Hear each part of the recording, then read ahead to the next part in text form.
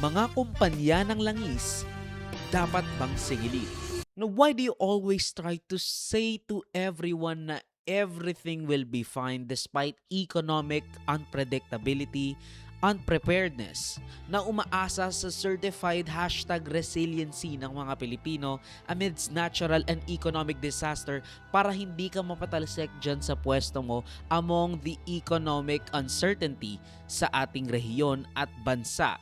Dahil nga hindi tayo prepared sa mga ganito kalaking disruption sa ating supply chain.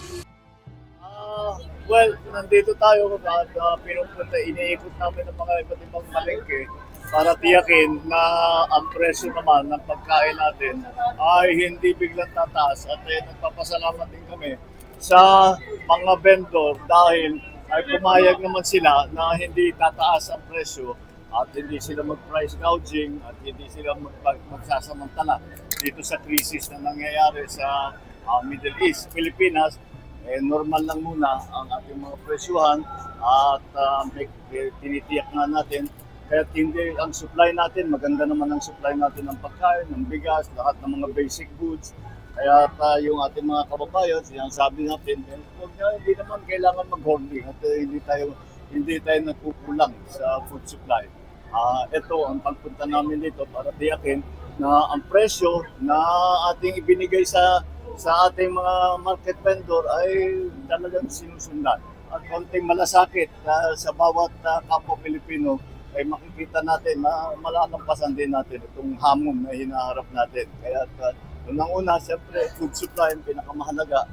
Ito, kaya natin makontrol. Ang presyo ng langis, siyempre, pinapantayan lang natin kung ano nangyayari sa gera.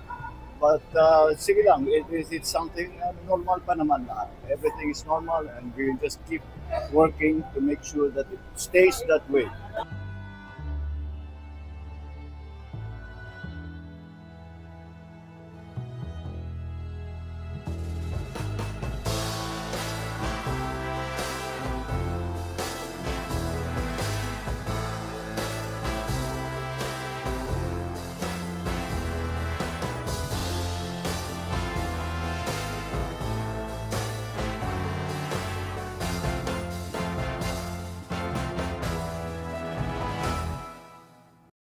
So nakita nyo na ba yung video nung mga ginawa ng mga rallyista sa isang Petron as they pelt whatever they can get their hands on and throw it to the